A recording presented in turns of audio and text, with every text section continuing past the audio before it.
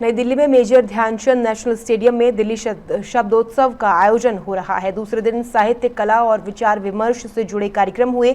शनिवार को हुए सत्रों में राष्ट्रवाद, संस्कृति, भारतीय विरासत और इतिहास पर चर्चा हुई।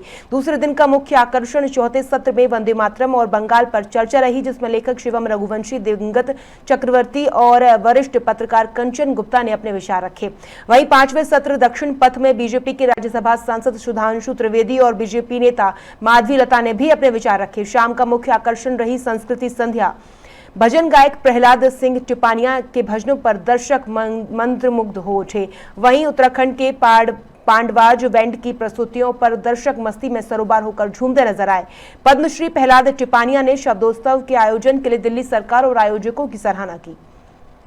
दिल्ली के मेजर ध्यानचंद नेशनल स्टेडियम में शब्दोत्सव का आयोजन हो रहा है। दूसरे दिन साहित्य, कला और विचार विमर्श से जुड़े कार्यक्रम हुए। शनिवार को हुए सत्रों में राष्ट्रवाद, संस्कृति, भारतीय विरासत और इतिहास पर चर्चा हुई। भारत में कितनी मजबूती के साथ रहेगा, कैसे रहेगा। मैं खतरनाक बात कह रहा हूँ, लोगों को हो सकता है थोड़ा अतिशयोक्तिपूर्ण लगे। दूसरे दिन का मुख्य आकर्षण रही सांस्कृतिक संध्या। भजन गायक प्रहलाद सिंह टिपानिया के भजनों पर दर्शक मंत्रमुग्ध हो उठे। पद्मश्री प्रहलाद टिपानिया ने शब्दोत्सव के आयोजन के लिए दिल्ली सरकार और आयोजकों की सराहना की।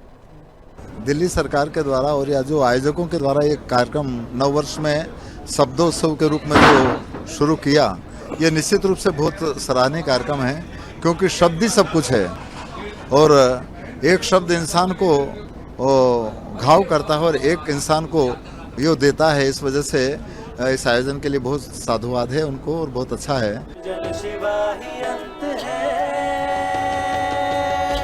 वहीं उत्तराखंड के पांडवाज बैंड की प्रस्तुतियों पर दर्शक मस्ती में सराबोर होकर झूमते नजर आए।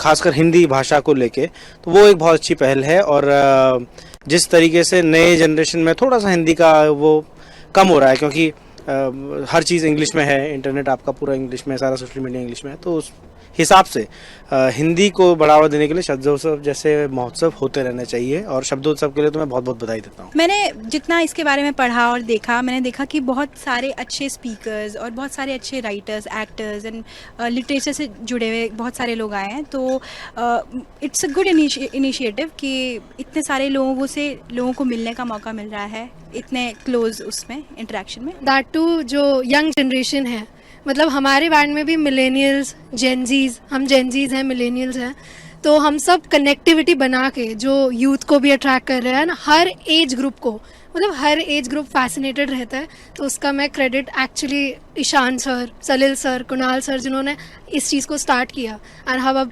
इसमें सपोर्ट कर रहे हैं एंड पूरी जनता सपोर्ट कर रही है। So it's a huge thing for us and thank you so much everyone. आँखों से उतर के अफसाना कब सीमेंट के ड्रम में पहुंच जाएगा ये पता नहीं लगता है। साहित्य, संगीत और विरासत से सजा शब्दोत्सव का दूसरा दिन दर्शकों के लिए अविस्मरणीय अनुभव रहा।